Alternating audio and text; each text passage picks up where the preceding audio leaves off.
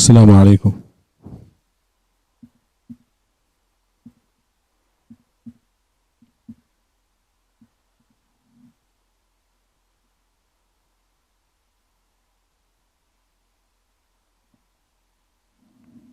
السلام عليكم ورحمة الله وبركاته. بسم الله الرحمن الرحيم. الحمد لله رب العالمين والعاقبة للمتقين ولا عدوان إلا على الظالمين وأشهد أن لا إله إلا الله وحده لا شريك له رب العالمين وأشهد أن سيدنا ونبينا محمدا عبده ورسوله المبعوث رحمة للعالمين صلى الله تعالى عليه وعلى آله وأصحابه أجمعين. أما بعد.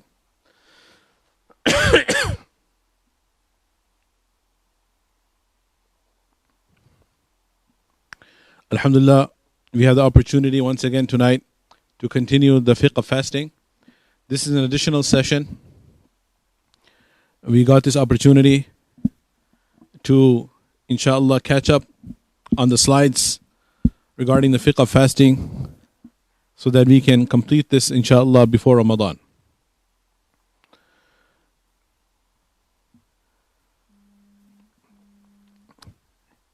Just to review what we spoke about yesterday, we spoke about the kafara. The following will make both a qada and kafara compulsory.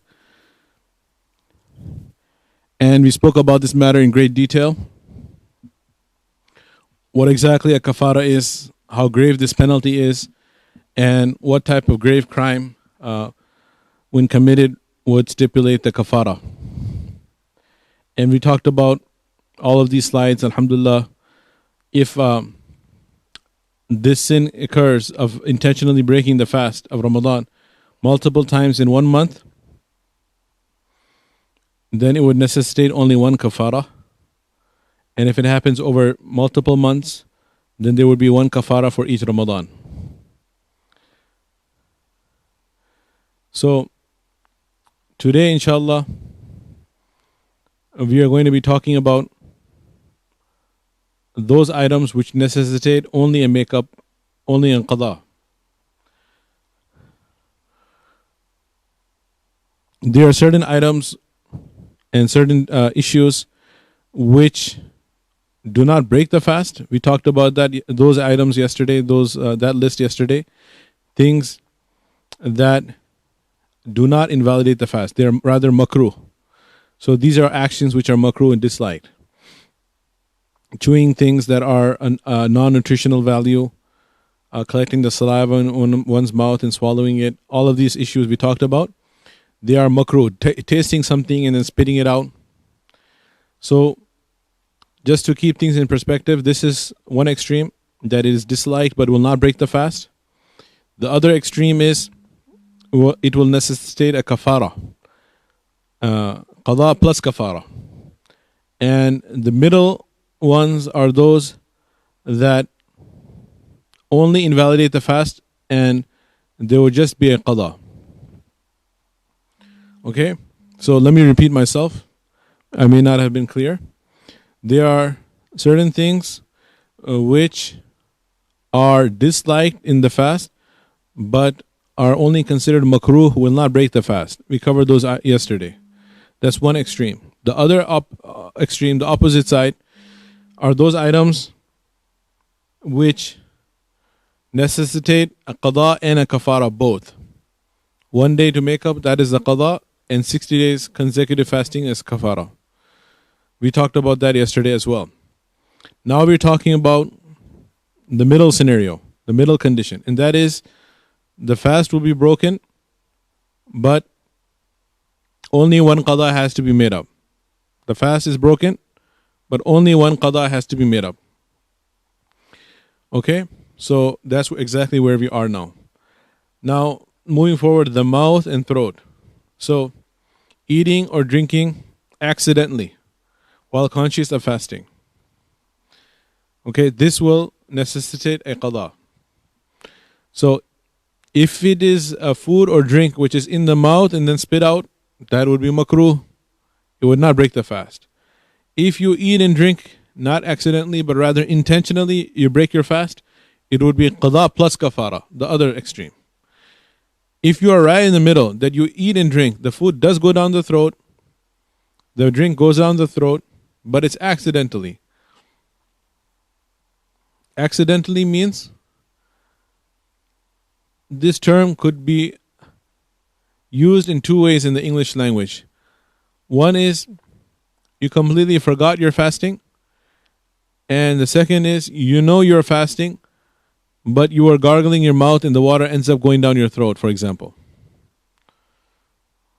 So I don't want to prolong this discussion, but this is a very important distinction and it has implications on the ruling. That is why I'm going to spend a little time on this. In the Arabic language, there are two different words for these two different types of mistakes.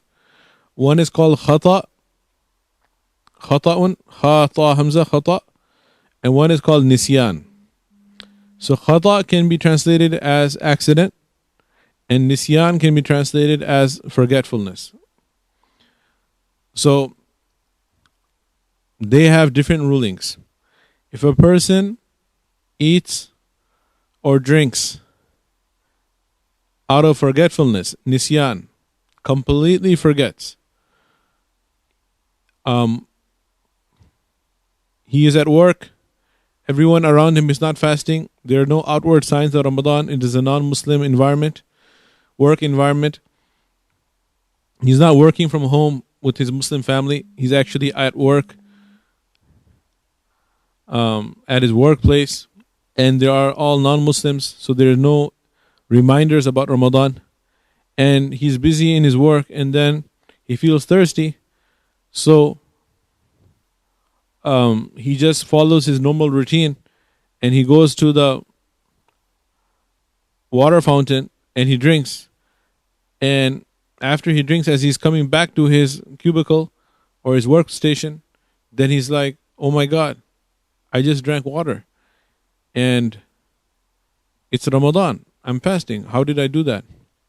So this is an example of nisyan, of completely forgetting.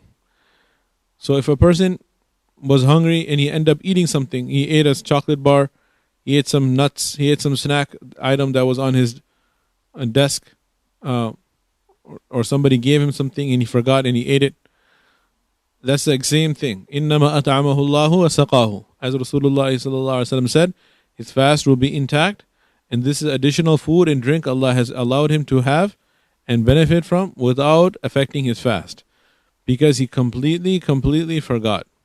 That's nisyan. The fast will not break. The fast will not break. And khata is a mistake. Khata is a mistake, and this mistake can take different forms. One key point to remember about the mistake is the common denominator amongst mistakes are that a person is conscious of the fast. He did not for a second forget about fasting. He or she did not forget about the fast. While remembering that they're fasting, they end up making a mistake. The mistake could be that they are gargling their mouth and the water slips down into the throat. They're cleaning their nose and they're inhaling the water and it goes down into the throat. While the water goes down the throat, they are conscious, oh my God, I'm fasting, the water went down. That will break the fast. Or a person makes a mistake, he looks at the wrong date on the calendar, on the timetable, and he continues to eat past the zuhur time, or begins eating before the iftar time. Now the reason why the person ate before iftar or after suhoor is because they looked at the wrong date, or it could be because the clock was wrong, or the wristwatch was giving the wrong time, was not updated, the battery needed to be changed, whatever the case may be. So they end up eating at the incorrect time. These are all examples of khata, of mistakes. And when these mistakes happen, there is no sin involved, because there's no sin incurred, because there was no intention. However, the fast will break. The fast will break. It's like if a person is hunting and he thinks he sees a deer and he shoots the deer, but lo and behold, it ends up being a human being, another person in the jungle, in the forest. So he will not be liable for qisas, and he will not be receiving capital punishment for intentional homicide, murder. But even though his intention was not there, it was a mistake, the bullet does do its effect and the person may die or will definitely be injured. Right? So likewise, because of this mistake, he will not receive any sin because of the accident. However, the fast will break. So this is a clear distinction about khata and nisyan. Let us not forget that. Eating or drinking accidentally. That's why it says in the brackets, whilst conscious of fasting. As long as a person is conscious that he's fasting and the mistake occurs, then the fast would break. That would be considered khata. And one scenario, which is a combination of nisyan and khata together, is an interesting scenario. And that would be going back to our story about the person who's at work and there are non-Muslims all around him. So he forgets he's fasting. Then he goes and he drinks at the water fountain. He takes a big sip, big gulp of water. And after he takes it, then he says, oh my God, I'm fasting. And I just drank water. I completely forgot I drank water. So, just to review and refresh ourselves. Did his fast break? His fast did not break. But unfortunately, in our story, this brother, he did not take the fiqh of fasting, nor did he study it, nor did he listen to it. So, he doesn't know that. And he thinks to himself, oh my God, this is so sad. My fast is broken. He's incorrectly thinking his fast has broken. So he says, okay, now I just took one sip. Normally I take 3 sips. Let me go ahead and finish drinking the water anyway because my fast has already been broken. What's the point now? So he takes a second sip. When he takes the second sip, what happened now? Now his fast broke. Okay, his fast broke. He intentionally drank the water and his fast broke. Will he have to make a kafara or will he have to just make qada? Subhanallah. Something to think about. The first sip of water, he forgot, so his fast did not break. The second sip of water was a mistake because there was a mistake in his understanding. He thought my fast broke. He thought his fast broke, and that's why he took the second sip. He was not intentionally breaking his fast with the second sip. Effectively, he broke his fast, but intentionally, he was not breaking his fast. So therefore, there will be a qada, but there will be no kafara. Okay? This could be a trick question, a riddle. Which scenario is it in the month of Ramadan when a person, without any excuse, not because he's hungry and dying or dehydrating, without any medical necessity, without any excuse of sickness, etc., intentionally drinks water or intentionally continues to eat food, and he will not necessitate a kafara. This is the scenario where a person ate or drank forgetfully, and then, due to lack of knowledge, thought that the fast was broken, and thereafter continues to eat or drink. Then when they take the second sip of water or take the second morsel of food, at that point their fast will be broken, but they will not have to give a kafara. They will only have to they will not have to make a kafara of 60 days, but they will only have to make one qada.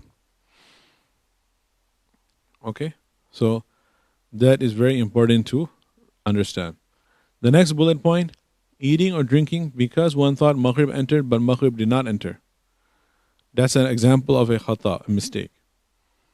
Number 3, eating or drinking because one doubted that Fajr entered but Fajr really did Fajr really did enter. It was past suhoor. This is looking at the wrong calendar date, looking at the wrong clock. Somebody messed with the clock, right, etc. Eating or drinking forgetfully and thereafter thinking that the fast is broken to deliberately eat and drink again. I just covered this. So alhamdulillah, while I was explaining the first point, I covered all of the additional points on this page. All right, I hope this is clear. Moving forward. If a person swallows a pebble or other item that people would not typically eat, okay, so you would think about what's there to explain about this. It's pretty explanatory, right? Self-explanatory. there is something to explain here. What that is that if it's a pebble or something, okay, swallowing means it goes down the throat. If it stays in the mouth and you throw it out like gum or plastic, chewing stuff like that, what is that? You guys already remember. I have reminded you again today. What would happen? It's makruh. It does not break the fast if you don't swallow it. On the other hand, if you intentionally swallow food or drink, what will happen? Qada plus kafara. In this case, you are swallowing, so it is going down, but it's non-nutritional value. It's a pebble or items that people will not eat. Since it's not something which is edible, therefore it will not be a kafara, it will only be a qada. So this is the middle scenario again. Again, I repeat, if you chew on something like a back of a pen or some plastic or some non-flavored gum, anything you chew on, or a pebble for some reason will be in someone's mouth, it is makruh. If you eat or drink the food and swallow it all the way down, that is qada plus kafara. And the middle scenario is you swallow it, but it is not a food item. So therefore it will be only qada, not a kafara. Next one, swallowing water by accident when gargling for wudu or ghusl. This is an example of a khata, mistake, with the exception of water that remains in the mouth. What is in the bracket means that when you gargle your mouth and then you spit out the water, obviously you spit out, the majority of the water that's in your mouth. But for sure, there is some moisture around the inside of your mouth, your inside of your cheeks, and you're on your tongue and your gums and your whole mouth. There is some wetness that is still left behind, some moisture from the water that was in your mouth earlier. The major portion of it has been spit out, but there is some moisture left. And if you end up swallowing your saliva, you may be swallowing that moisture down. Will that break your fast? If somebody really is thinking extra hard about it, he might say, oh my God, I ended up swallowing some additional moisture which came into my mouth by virtue of gargling. So that will not break the fast. That will not break the fast. Allah has not made it that difficult. Okay? You don't have to dry with like tissue the inside of your mouth after gargling. Na'udhu billah. You would never have to do that. Allah did not make it that difficult.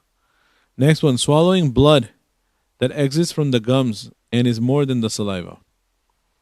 So the reason that there's no kafara for this is because it's originating from the mouth. But it will break the fast because it is something that you will end up swallowing other than saliva. And if it's more than the saliva, if there is some slight traces of blood in the saliva, it's very light pink, barely have any color of the blood, then it would be considered like saliva, and it would be in the hukum of saliva, in the same ruling as saliva, and it would not break the fast. But if it gets darker red or a strong pink color, there's quite a bit of blood in the saliva, then it would break the fast. So if somebody has bleeding in the mouth, they should spit it out. Otherwise, the fast will break. And this will be reappearing, this issue, in the FAQs when we talk about dental appointments. So in dental appointments, there's a lot of problems. If there's some type of extraction of the tooth taking place or any other surgery, and if there's bleeding and the blood goes down the throat, then the fast will break. They might have a suction and to suck it up, but it will not be 100%. And if they're introducing any medicine into the mouth, any formula of any type, and that goes down the throat, then that would break the fast as well. So unless there is absolute emergency and extreme excruciating tooth pain, then we should avoid dental appointments during the days of Ramadan. Of course, after iftar time, it would be totally permissible. But again, it would be difficult perhaps to find any clinic open at those times. That's just a logistical issue. Okay, swallowing blood. Next one, swallowing toothpaste or mouthwash. Yes, of course, that would break the fast. The reason it's not kafara, it's because this is not food item. It's not a food item, that's why it's not kafara. Deliberately swallowing vomit that reaches a mouthful. Okay, so if a person vomit comes up into his mouth, and a mouthful is defined as it's hard for him to close his mouth, it's coming out, and then na'udhu billah, this is really sickening. You should never do this. Medically, it's not a good idea either.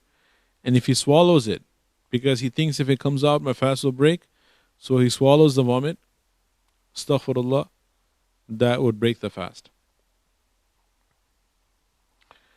Okay, if there is small amount of vomit that comes out, and then it would not even break the fast to begin with. A lot of times people think that vomiting breaks the fast, and they say, oh, it's so sad, the brother or the sister ended up vomiting and they had to break their fast. Vomiting breaks wudu, that's for sure. Any type of vomit will break the wudu. Whereas fast, as far as fasting is concerned, unless a person is self-inducing it and causing it to come out, if it naturally comes, the vomit will not break the fast. Vomiting will not break the fast. Na'udhu billah, swallowing the vomit will break the fast, but that is very rare. Who would do that? And it would perhaps never happen, or very rarely ever happen. What does happen is that people, if they are sick, they vomit, and they think that the fast broke. It's a very common misconception. So it's good that that is being clarified. And just remember, vomiting breaks wudu but does not break the fast. So that's why the last point is vomiting and thereafter thinking, oh my God, my fast is broken. Then to deliberately vomit again. This deliberate vomiting is induced vomiting. That will break the fast. Okay, next one, the nose. Water used to clean the nose for wudu or ghusl reaches the throat, or it goes into the back of the head, inside the head region, in the nasal passages, right? Does not go into the brain, as I mentioned yesterday.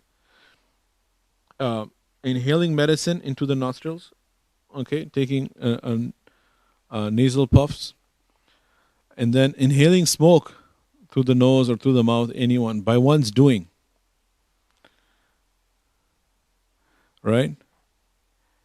On the condition one's body does not benefit from it. So, if you are intentionally deriving pleasure from it, right? Smoking doesn't really benefit you; it harms you. But there is some taste, or I guess that people who smoke they get from the smoking. So, if you are concentrating smoke and you're smoking it, then that would break the fast and would necessitate a kafara as well. But if your body does not directly benefit from it, then it would just break the fast and there would be no kafara. It would be just a qada only. That's as far as the nose is concerned. Okay. Now, we covered these slides about making both qada and kafara compulsory yesterday. Alhamdulillah, we can, it's a nice feeling to be able to skip all these things, but we ended up going over this yesterday. Now let's move forward to things that do not invalidate one's fast. Okay? Eating or drinking forgetfully. I already covered this in great detail. If a person completely forgets. Sayyidina Abu Hurairah radhiyallahu anhu reported that Rasulullah sallallahu alayhi wasallam said, whoever forgets he is fasting and eats or drinks, let him complete his fast, for it is Allah who has fed him and given him to drink. فَإِنَّمَا أَطْعَمَهُ اللَّهُ وَسَقَاهُ. This is from Sahih al-Bukhari. So, subhanAllah, he gets to eat and drink and gains some strength and nutritional benefit, and his fast is intact. This is because he forgot. Swallowing one's own saliva will not break the fast. The wetness that remains after washing the mouth will not break the fast. We covered these items already. Sniffing up mucus, even if it descends in the throat. The mucus in the nose, the nasal mucus, if he sniffs it up instead of sneezing it out, and that will not break the fast. Inhaling smoke or dust unintentionally, right? Like secondhand smoke. Okay, this will not break the fast. Starting the fast in the state of major ritual impurity, right? We covered this. If you intentionally delay the ghusl, it's makruh, but it will not invalidate one's fast. Okay, starting the fast in the state of major ritual impurity. It means the intercourse, etc., occurred at night, and the ghusl was not made before the fast started. So the person, when he woke up, he could either make a ghusl or eat suhoor, so he chose to eat suhoor. And after he ate the suhoor, right at the end of the suhoor time, he finished. Then Fajr time started. He's in the state of fasting and he's in a state of major ritual impurity. Then he takes a ghusl before he prays Fajr. Naturally, he would take the ghusl before Fajr, and that's fine. His fast will not break. Injections, blood transfusions, kidney dialysis, glucose or saline drip, these things will not break the fast because they are not bit-tariq al-mu'tad. They're not going through the natural avenues of the mouth, the nose, or the front or back private parts. All right, so that's why they do not invalidate the fast. I talked about this earlier, about all types of injections and blood transfusions. Blood test or cupping or any form of blood extraction will not break the fast. Okay, tooth extraction, subject to not swallowing the blood or medicine. Practically, it's really difficult not to swallow anything. So that's why tooth extractions technically will not break the fast, but you will end up swallowing something. It will go down the throat, right? Some blood or some medicine that is used. Therefore, it's better to avoid. Inhaling air through continuous positive airway pressure, CPAP, or inhaling oxygen as long as not combined with another substance. So people who have sleep apnea, this is a frequently asked question, they use CPAP machines. So there is an option of adding water to the CPAP machine to make the air more moist so it doesn't dry the nasal passages. In that case, the fast would break because you are taking in the water vapor. But if you don't use water, then it will not break the fast. They use the CPAP machines when they sleep, so if they're taking a nap during the day in Ramadan, they have to ensure that they don't add water to the machine. Okay? The next thing is any miswak or toothbrush. It is not makruh. It will not break the fast. It is permissible. A toothpaste should be avoided for risk of being swallowed. And swimming or submerging the body in water without swallowing water. So swimming will not break the fast unless some water is swallowed. So if a person is careful, it will not break the fast. Tasting food will not break the fast as long as it's tasted and then spit out. Okay? Nicotine patches will not break the fast if somebody is trying to give up bad habit of smoking. Alhamdulillah, we made good progress. Now let us do some FAQs.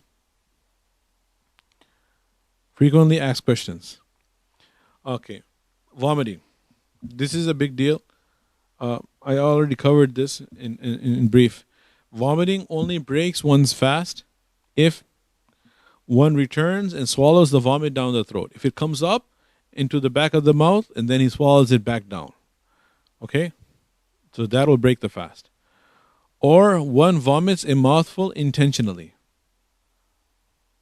A mouthful is so much that he cannot close the mouth. Intentionally. If one's fast is broken by vomiting, then one will have only to make up qada for the fast. A kafara will not be necessary. Of course, because this is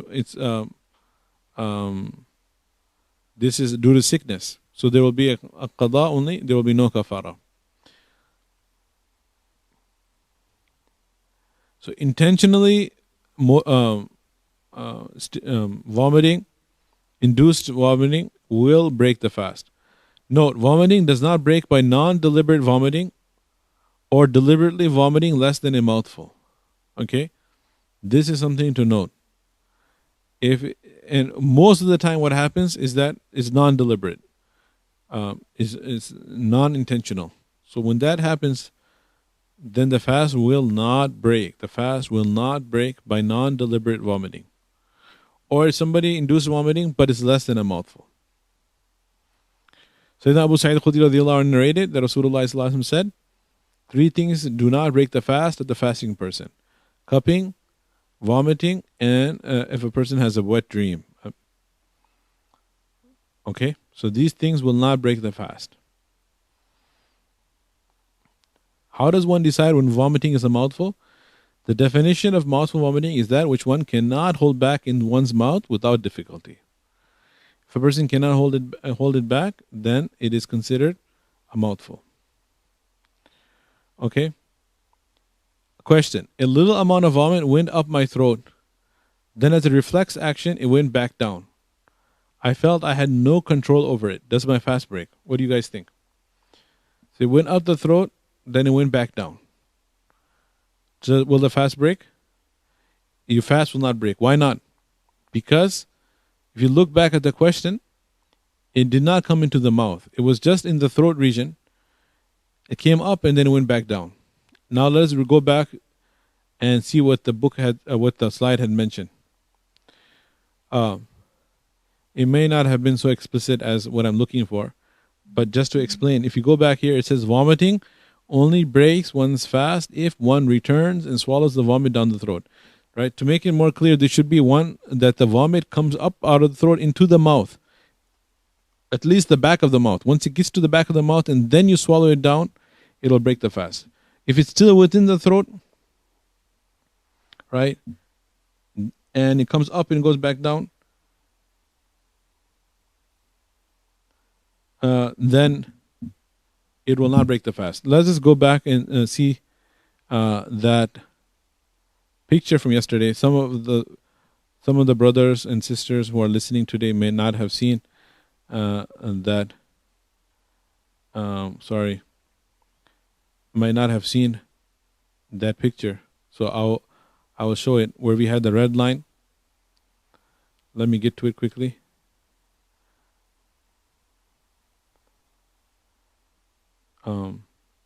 Yes. Okay, so you see where the red line is? If the vomit comes up underneath the red line and goes back down, comes up and goes back down, the fast will not break. If it goes past the red line and comes into the back of the mouth, okay, and then you swallow it back down, it will break the fast. So that red line is, as they say, don't cross the red line. This is my red line. I don't want you to cross my red line. So the red line is actually the red color here, and it's a red line figuratively and real and physically, both. Haqiqatan wa majazan. So if the vomit comes past the red line into the back of the mouth and then you swallow it, fast will break. If it's underneath the red line within the throat, it goes up and down, the fast will not break. Okay, that's important.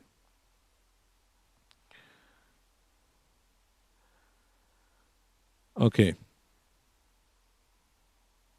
So a little amount of vomit went up my throat, and as a reflex action, it went back down. I felt I had no control over it. Does my fast break?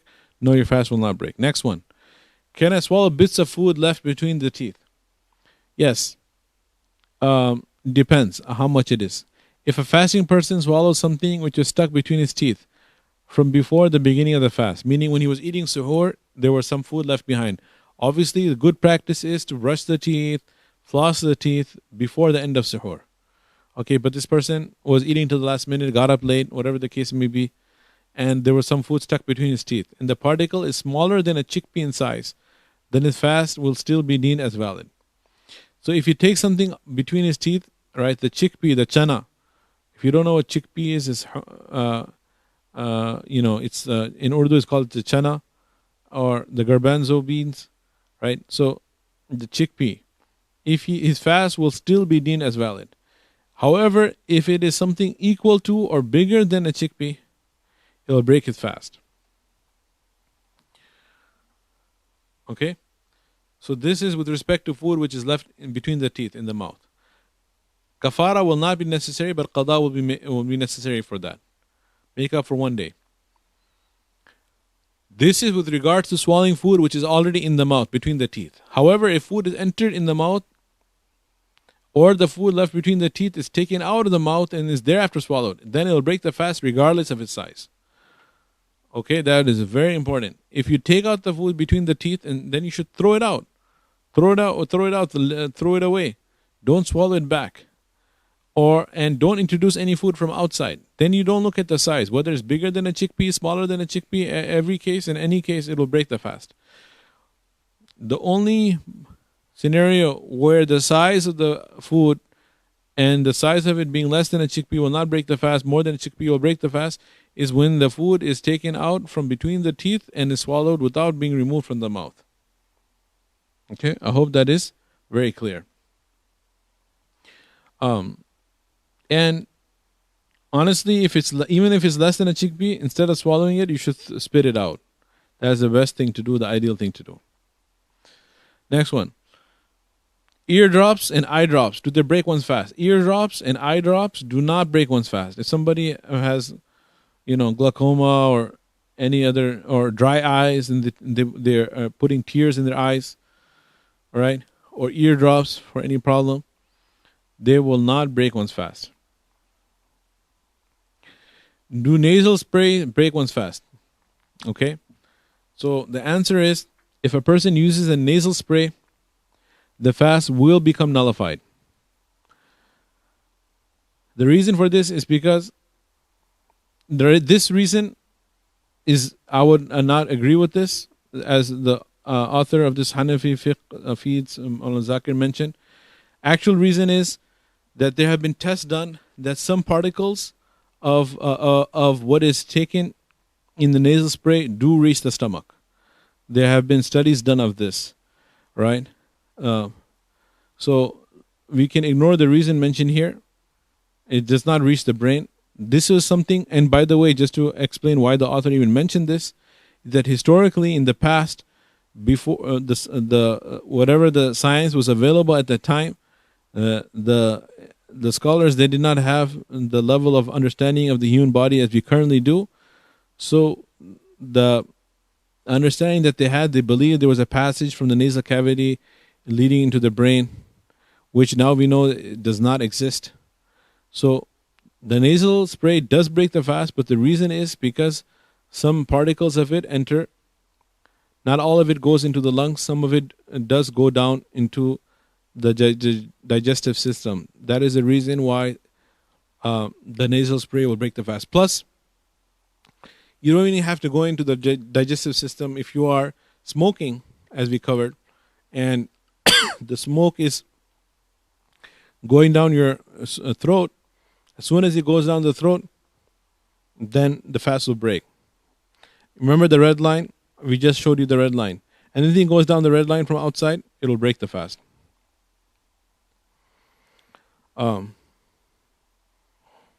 Okay. If it is possible through consulting with the doctor for you to apply the same medication by means of a cotton swab to the inner lining of the nose, in this manner the medication will not traverse beyond the nasal tissue. This is an area that the medication can be applied without breaking your fast. If something is locally being absorbed in the nose, it will not break the fast. All right? Just like, remember, injections do not break the fast. Likewise, if something is being absorbed through the nose without going down the throat, then the fast will not break. Obviously, a big question is going to come ahead, inshallah, or probably people will be asking the question, so I'll take them at that point. Fine. Next thing is tooth extracts in dental treatments. Provided that the water or blood or any of the liquids do not go down the throat, the fast is not invalidated.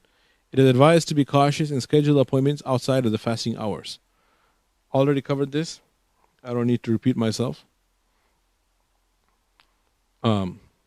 Anything goes down the throat, despite the suction and everything, still there's always some liquid going down the throat. So it's best to avoid.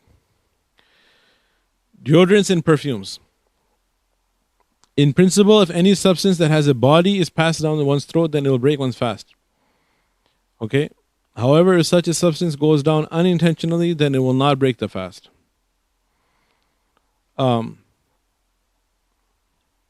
So unintentionally, an example of it is secondhand smoke. You enter in a room, people are smoking. You are not concentrating the smoke and inhaling it in your own mouth. You're not holding a cigarette or a pipe or a vape or any of these things. You are just inhaling it unintentionally from the air, right? So that will not break your fast. Aerosol sprays have a defined body due to the vapors contained therein. If one is not cautious while applying these sprays and it goes down the throat, it will break one's fast. So, However, if someone else is praying and the vapors go down your throat while you did not intend to inhale it, then your fast will not break. This is something, it's hard to imagine somebody doing this, but if there is a spray, like deodorant spray or cologne spray, and then a person takes a deep breath and inhales that into his nose, into his throat, then that would break the fast. But that is hard to imagine someone would do that. One should exercise caution in using any substance that may jeopardize one's fast. So, if a person is spraying himself with deodorant, body spray, whatever the case may be, then make sure that he does not inhale it at that point. He should hold his breath and spray himself. Smoking cigarettes, shisha, any similar items will break one's fast. It will cause a person to make up for the fast qada and also observe kafara. This is because it is something done intentionally. So it's qada plus kafara for smoking. May Allah Ta'ala make it easy for us to give up this habit. And this is something that is becoming more and more common amongst the youth, the shisha. I'm not sure where this misconception comes from that shisha is people think it has a Middle Eastern background and is somehow an Islamic way of smoking, na'udhu billah, or it's more healthy or less harmful, right? So the different flavors, many of the youth, they hang out and they go to the shisha places. Men and women are sitting together in very inappropriate manners. There's a lot of associated problems with that, so we should protect ourselves, our youth, our children from falling into this shisha culture. And then from there, it is a stepping stone towards marijuana, and from marijuana is the gateway drug to harder drugs like narcotics and etc. May Allah Ta'ala protect us from this slippery slope. Next thing, the asthma pump. Right? Using an asthma pump while fasting will invalidate the fast since it passes medication through one's throat and particles have reached the stomach. Right? This is what I mentioned earlier. There are tests that show, scientific tests, that some of the particles reach the stomach. If a person requires the use of an asthma pump and he uses it, then only qada will be necessary without any kafara. There will be qada. This is an inhaler for asthma. Right? The inhaler for asthma will break the fast. And only a qada will be necessary, no kafara. If a person is not able to fast at all without using his asthma pump, then he may use it while keeping a fast and perform qada of those days when he is able to fast without having to use the asthma pump as a matter of caution. However, if a person is incapable of performing qada later, then he should pay fidya, the amount that is paid for sadaqat al-fitr for every missed fast.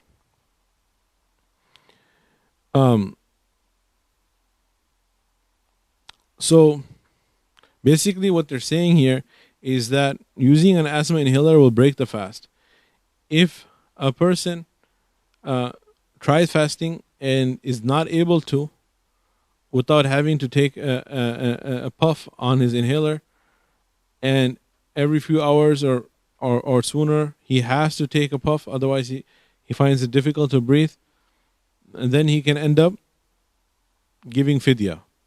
Pay the sadaqatul fitr amount per day of fast.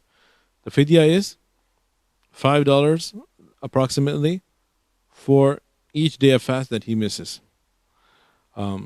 If the person is kind of borderline, that sometimes he's able to fast, sometimes he's not able to fast, the days he's able to fast, they're fine. The days he's not able to fast, he can make qada later. Maybe depending on the season, if it's like seasonal for him, certain seasons it's worse, other seasons it's better. Then when he's feeling better, he can make up qada. But if it's all the time, all year round, and he cannot survive without it, then he can just give fidya instead. Injecting in the body directly into the bloodstream does not nullify the fast. Right? Any injection. We covered this, we mentioned it loud and clear, we announced it from the rooftops. Injections do not break the fast. Yet every year, people continue to call and continue to call the office or the masjid or send emails that I need to take an injection for this and this reason. Can I do so? Will my fast break? So let it be clear. You have the ijaza in this masala. You can narrate it to others as well. that injections do not break the fast. Even if somebody is on IV, even if it's glucose for that matter, it will not break the fast. Okay? Now, I see that there are questions coming in, but I want to finish the slides, then we'll take as many questions as possible. Plus, tonight is Thursday night. If I'm not mistaken, we have our beloved Qari and Hafiz, Muhsin. He will be joining us, and he will continue with the salawat, the Thursday night salawat on Rasul sallallahu alayhi wasallam. So, we have to get through with this. Menstruation during Ramadan. A woman may experience the following 3 situations in the month of Ramadan. Okay, this is important for the sisters, of course, and also the men should know this so that they can educate their wives, etc., in case they are not listening. Okay. She may be continually in the state of menstruation when the fast comes, or her menstruation will start during the day, or her menstruation stops during the day. Okay, so there's 3 different scenarios. She's in the state of menstruation, her menstruation starts during the day, or her menstruation stops during the day. Let's examine these different scenarios. If a woman is in menstruation during the month of Ramadan, she may eat in a manner that no fasting person sees her eating. So she's in menstruation, so she does not fast, she will make up the fast. Okay? So, Salat and Som, both of them a woman does not perform while in the state of menstruation. Salat is 5 times a day, and it can be up to 10 days a month maximum. So that would be 5 times 10, 50 salat that a woman would miss in a month. And if she had to make qada of those 50 salawat, it would have been a great burden. So Allah subhanahu wa ta'ala made it easy for women. They do not have to make qada of the salawat that they miss. However, fasting is only 1 month in the year. And from that 1 month, she may miss 5, 7, maximum 10 days. So even if she misses 10 days, then she has the whole year, 11 months to make up those 10 days. And it is not such a big burden. That's why Allah subhanahu wa ta'ala has ordained that the woman has to make up the days of menstruation, the fast that she missed. So there is qada for the fast that are missed, but there is no qada for the salat that is missed. That's the basic masala we should know. Or the sisters definitely should know. So since she is not fasting, she can eat and drink, but she should, out of haya and out of the adab and out of maintaining the sanctity of the month, do not eat or drink publicly in front of fasting people. Rather, she should eat or drink when fasting people are not around her. Likewise, number 2, a woman who was fasting, she started off, she had suhoor, and she was fasting, and then sometime during the day, she experiences menstruation. It starts. Then she must eat in a manner that no fasting person sees her. Okay? It is incorrect to refrain from eating to create a likeness with those that are fasting. Okay, so she should not completely abstain from eating and say that I'm not fasting because my period started. However, I want to act like the fasting people. No, there is no reason to act like fasting people. She can eat or drink, but not in a manner that fasting people see her. Number 3, however, if a woman's menstruation stops at the end of the cycle during the day of Ramadan, then she takes a ghusl when she ends. Then the rest of the day she must conduct herself like a fasting person and abstain from eating, drinking, and intimacy for the remainder of the day. She needs to abstain from these things. Why? Because she is now out of her hayd. She has now taken her ghusl. Is she praying? Yes. Can she make tilawat of the Quran, hold the Quran? Yes. So with respect to all of these different aspects, she is just like a pure a woman who is in tuhar, who is not in hayd. However, this day she was not fasting because in the earlier portion of the day, she was in her hayd. After suhoor in the morning, she was still in her hayd. The hayd ended later during the day. Hayd means menstruation in Arabic. So she will make tashabbuh bis-sa'imin. She will act like she's fasting.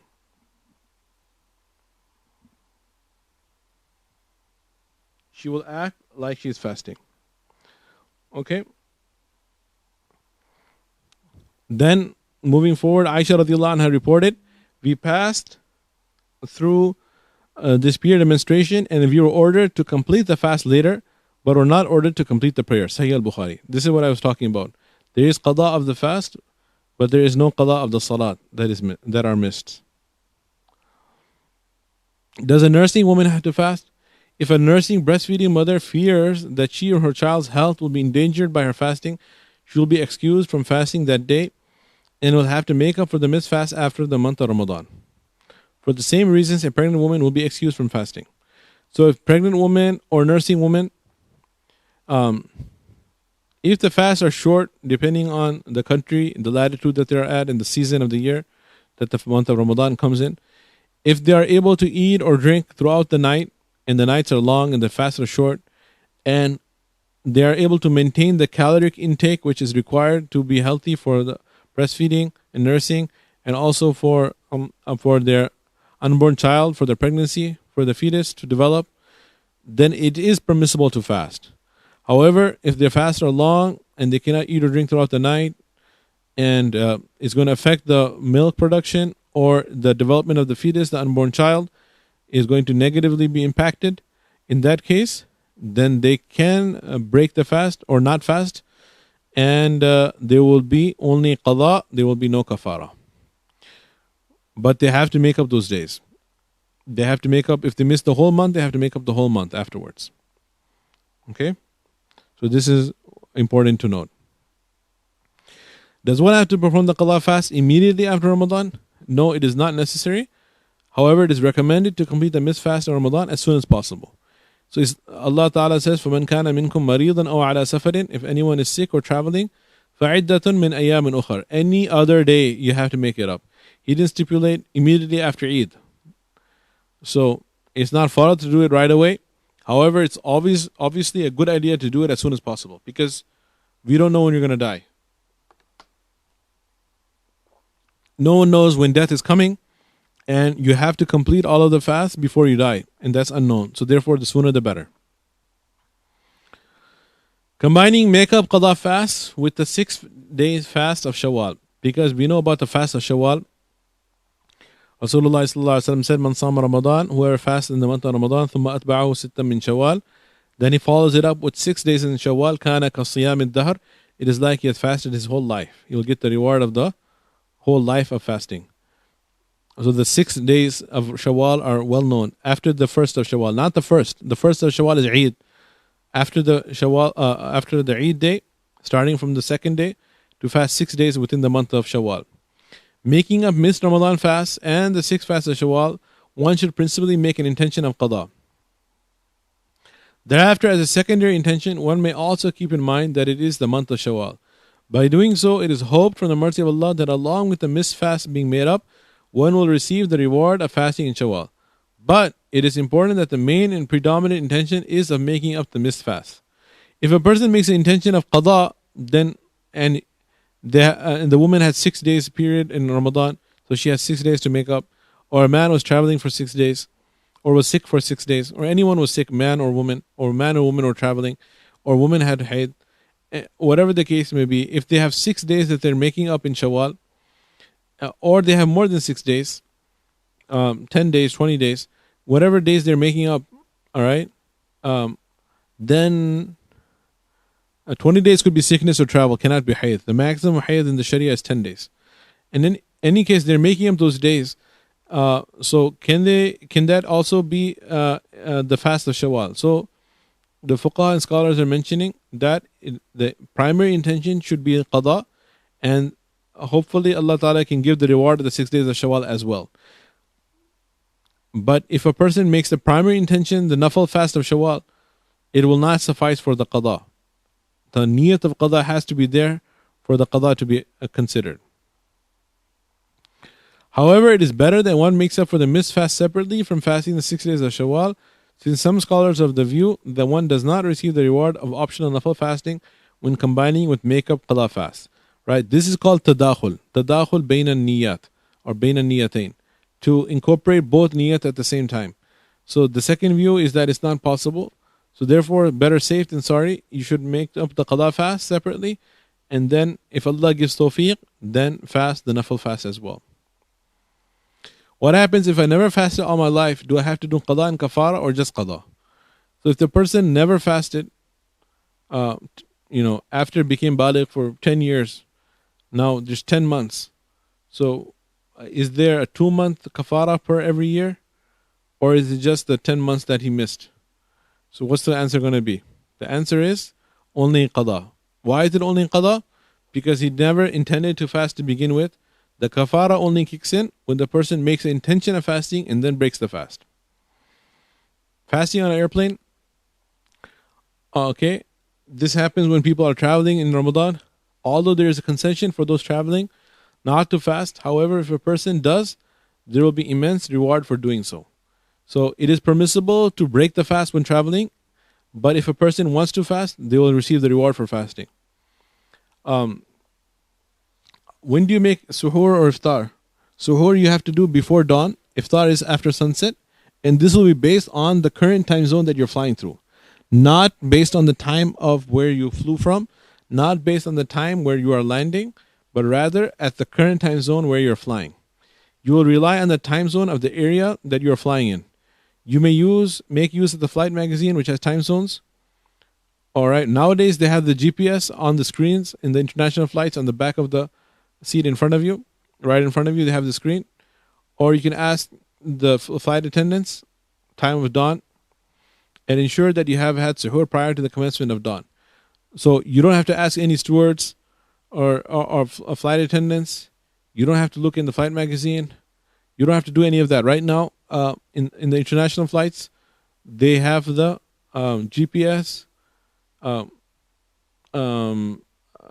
showing exactly where you are, and it shows you a current time. It shows you time from the city that you departed from, time of the city where you're arriving, and the current time.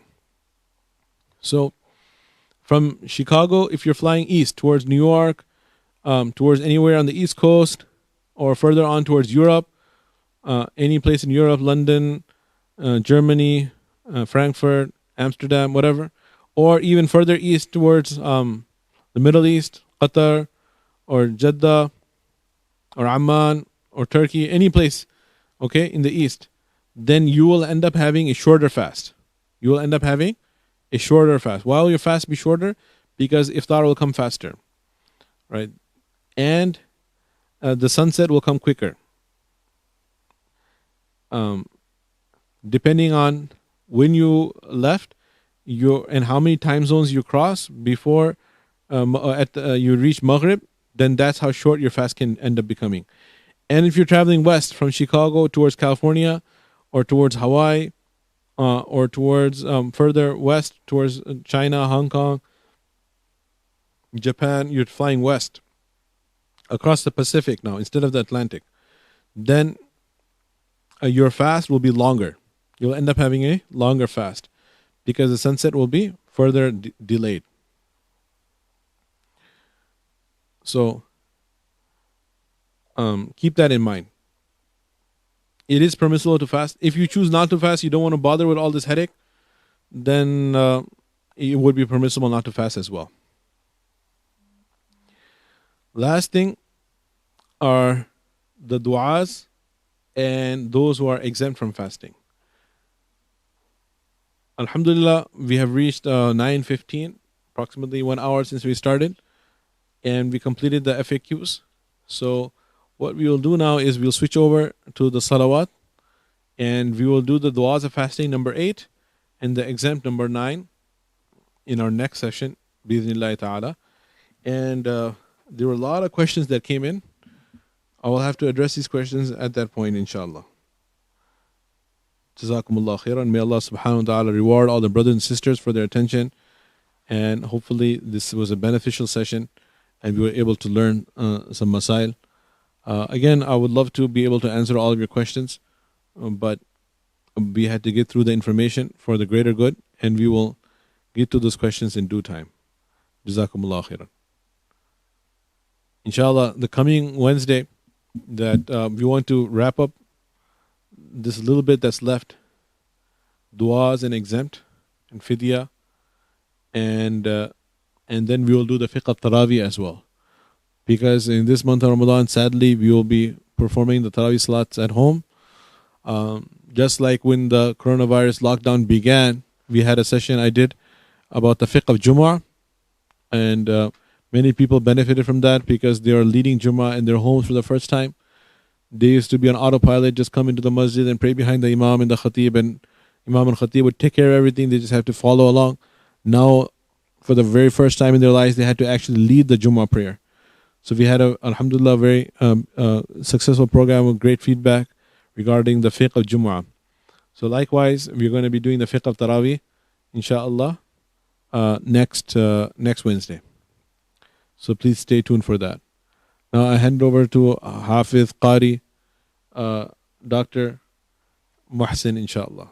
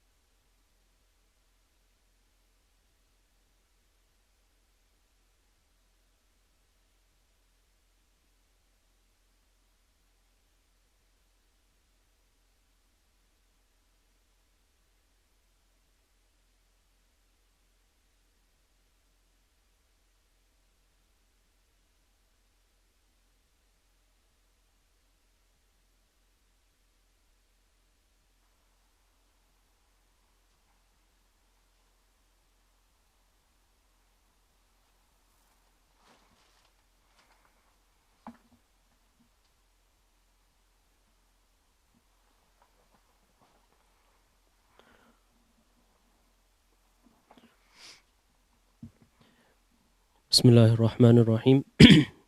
Inshallah, we'll begin with the salawat. You can follow along with the screen, inshallah. Bismillahir Rahmanir Rahim. سلام على عباده الذين اصطفى سلام على المرسلين اللهم صل على محمد وعلى آل محمد وأنزله المقعد المقرب عندك اللهم رب هذه الدعوة القائمة والصلاة النافعة صل على محمد وارض عني رضا لا تسخط بعده أبدا اللهم صل على محمد عبدك ورسولك وصل على المؤمنين والمؤمنات والمسلمين والمسلمات اللهم صل على محمد وعلى آل محمد وبارك على محمد وعلى آل محمد وارحم محمدا وآل محمد كما صليت وباركت ورحمت على إبراهيم وعلى آل إبراهيم إنك حميد مجيد اللهم صل على محمد وعلى آل محمد كما صليت على آل إبراهيم إنك حميد مجيد اللهم بارك على محمد وعلى آل محمد كما باركت على آل إبراهيم إنك حميد مجيد اللهم صل على محمد وعلى آل محمد كما صليت على آل إبراهيم إنك حميد مجيد وبارك على محمد وعلى آل محمد كما باركت على آل إبراهيم إنك حميد مجيد اللهم صل على محمد وعلى آل محمد كما صليت على إبراهيم إنك حميد مجيد. اللهم بارك على محمد وعلى آل محمد كما باركت على إبراهيم إنك حميد مجيد. اللهم صل على محمد وعلى آل محمد كما صليت على إبراهيم وعلى آل إبراهيم إنك حميد مجيد.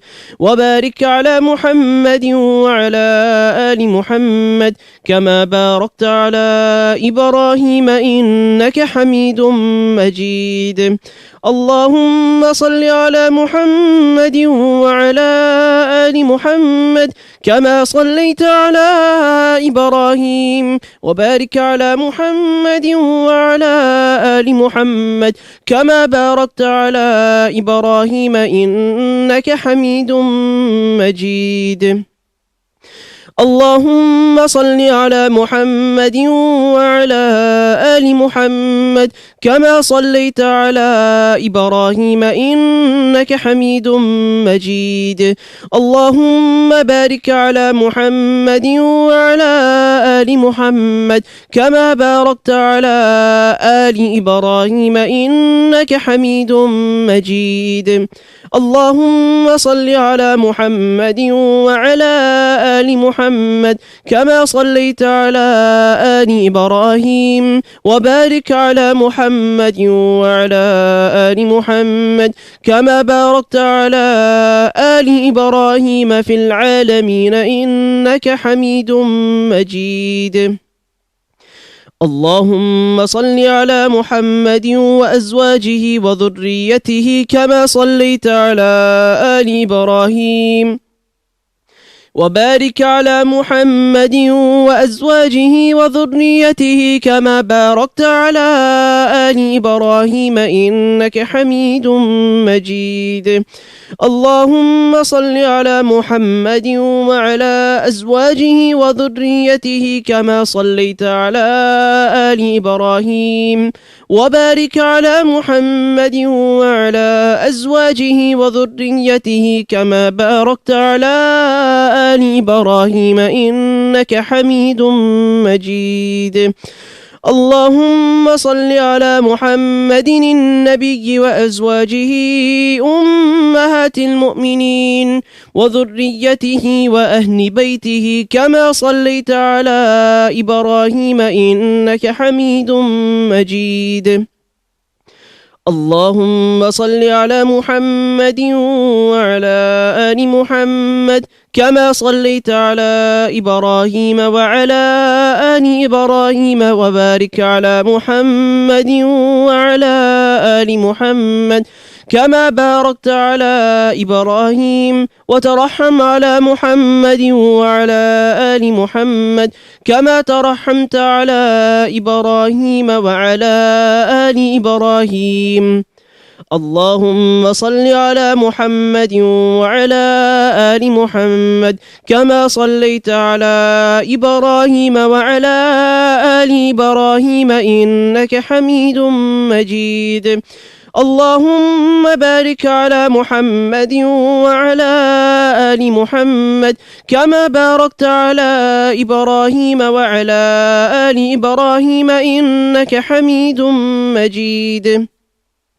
اللهم ترحم على محمد وعلى آل محمد كما ترحمت على إبراهيم وعلى آل إبراهيم إنك حميد مجيد. اللهم تحنن على محمد وعلى آل محمد كما تحننت على إبراهيم وعلى آل إبراهيم إنك حميد مجيد. اللهم سلم على محمد وعلى آل محمد كما سلمت على إبراهيم وعلى آل إبراهيم إنك حميد مجيد. اللهم صل على محمد وعلى آل محمد وبارك وسلم على محمد وعلى آل محمد وارحم محمدا وآل محمد كما صليت وباركت وترحمت على إبراهيم وعلى آل إبراهيم في العالمين إنك حميد مجيد. اللهم صل على محمد وعلى آل محمد كما صليت على إبراهيم وعلى آل إبراهيم إنك حميد مجيد. اللهم بارك على محمد وعلى آل محمد كما باركت على إبراهيم وعلى آل إبراهيم إنك حميد مجيد.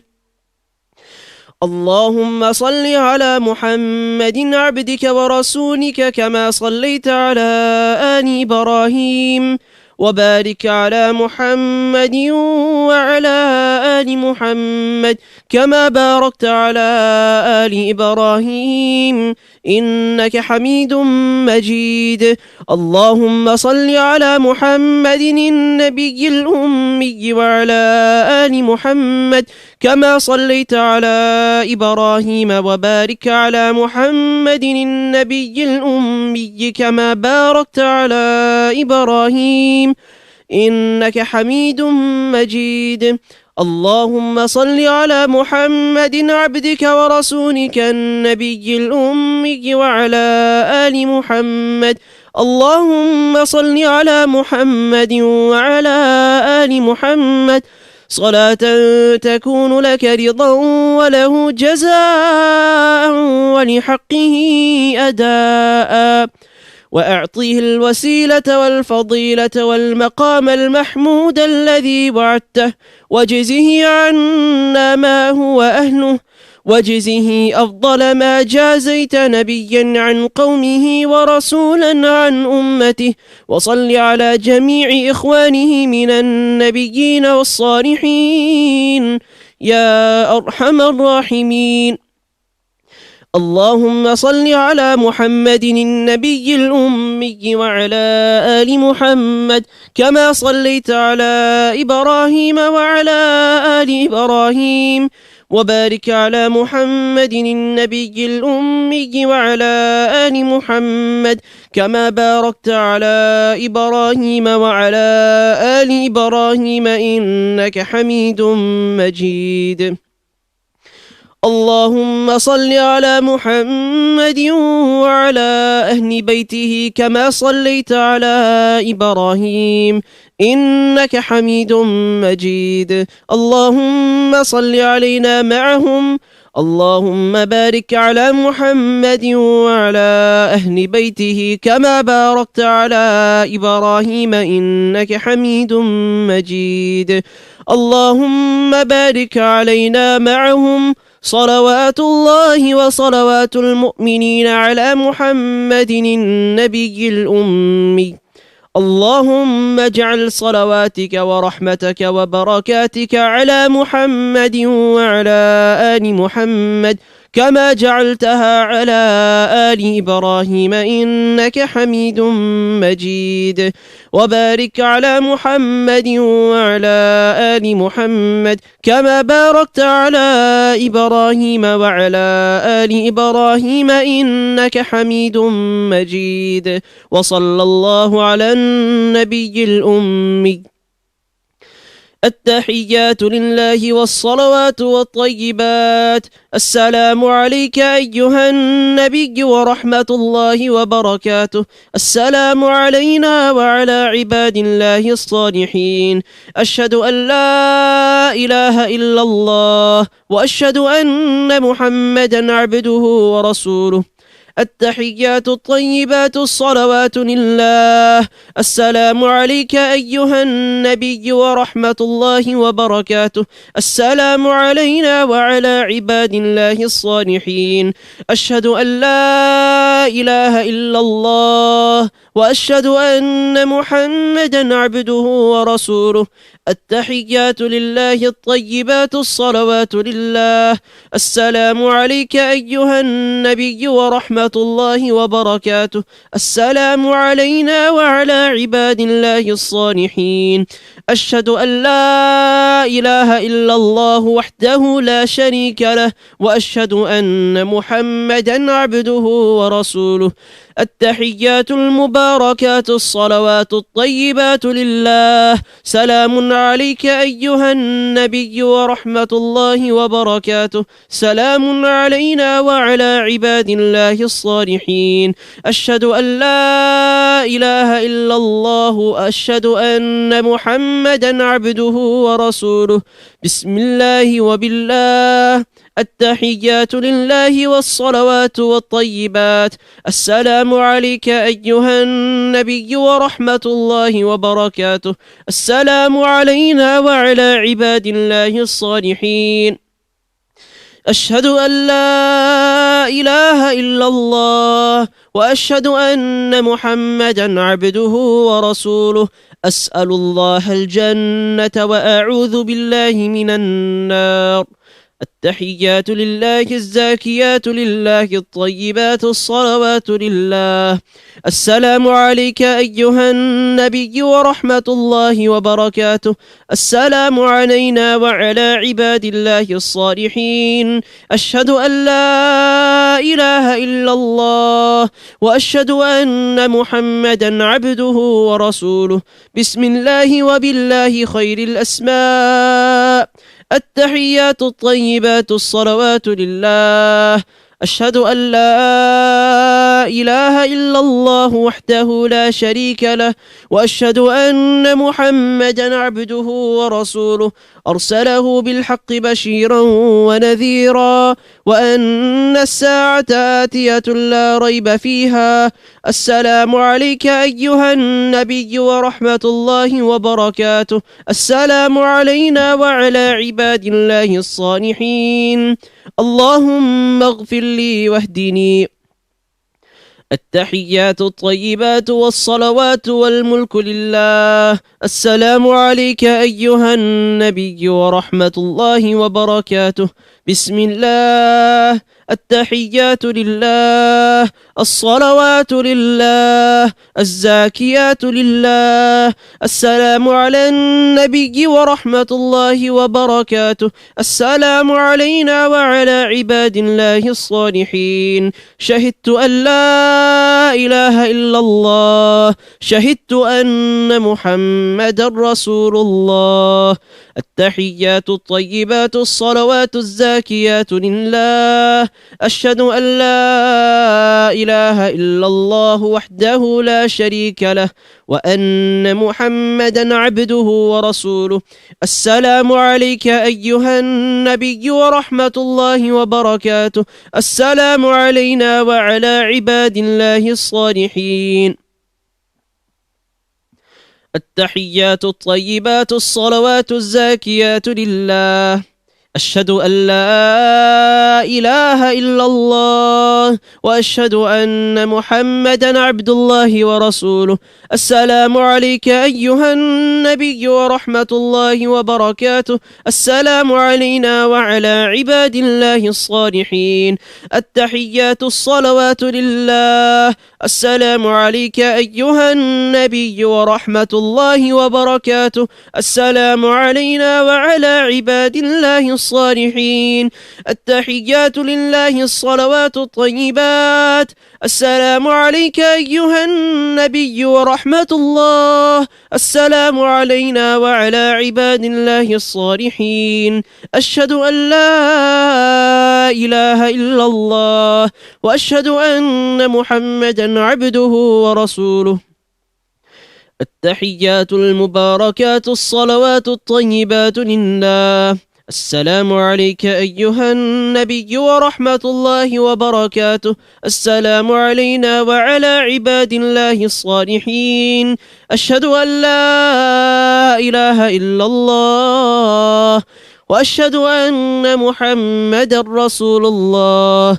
بسم الله والسلام على رسول الله. بسم الله الرحمن الرحيم. الحمد لله رب العالمين الرحمن الرحيم مالك يوم الدين إياك نعبد وإياك نستعين اهدنا الصراط المستقيم صراط الذين أنعمت عليهم غير المغضوب عليهم ولا الضالين. اللهم صل على محمد وعلى آل محمد وبارك وسلم. اللهم صل على محمد صلاة تنجينا بها من جميع الأهوال والآفات وتقضي لنا بها جميع الحاجات وتطهرنا بها من جميع السيئات وترفعنا بها عندك أعلى الدرجات وتبلغنا بها أقصى الغايات من جميع الخيرات في الحياة وبعد الممات إنك على كل شيء قدير. يا الله يا رحمن يا رحيم يا جار المستجيرين يا أمان الخائفين يا عماد من لا عماد له يا سند من لا سند له يا ذخر من لا ذخر له يا حرز الضعفاء يا كنز الفقراء يا عظيم الرجاء يا منقذ الهلكى يا منجي الغرقى يا محسن يا مجمل يا منعم يا مفضل يا عزيز يا جبار يا منير. أنت الذي سجد لك سواد الليل وضوء النهار وشعاع الشمس وخفيق الشجر ودوي الماء ونور القمر. يا الله أنت الله لا شريك لك. نسألك أن تصلي على محمد عبدك ورسولك وعلى آل محمد.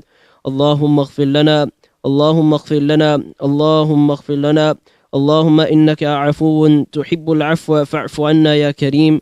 اللهم إنك عفو تحب العفو فاعف عنا يا كريم. اللهم إنك عفو تحب العفو فاعف عنا يا كريم. اللهم اغفر للمؤمنين والمؤمنات والمسلمين والمسلمات الأحياء منهم والأموات إنك سميع قريب مجيب الدعوات. اللهم حبب إلينا الإيمان وزينه في قلوبنا وكره إلينا الكفر والفسوق والعصيان وجعلنا من الراشدين وجعلنا من المهديين. اللهم لا سهل إلا ما جعلته سهلا وأنت تجعل الحزن سهلا إذا شئت.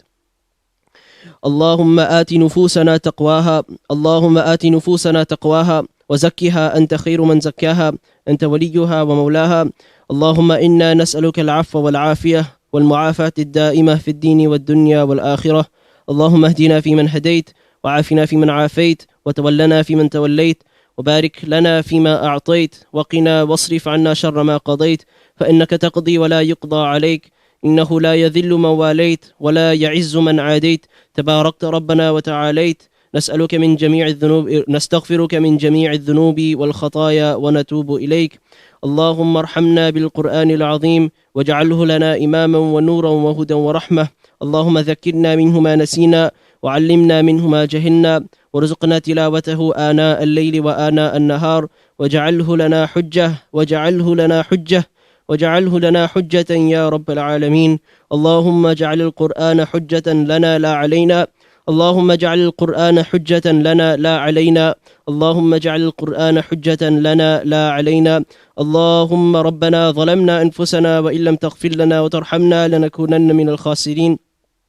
ربنا لا تزغ قلوبنا بعد إذ هديتنا وهب لنا من لدنك رحمة إنك أنت الوهاب.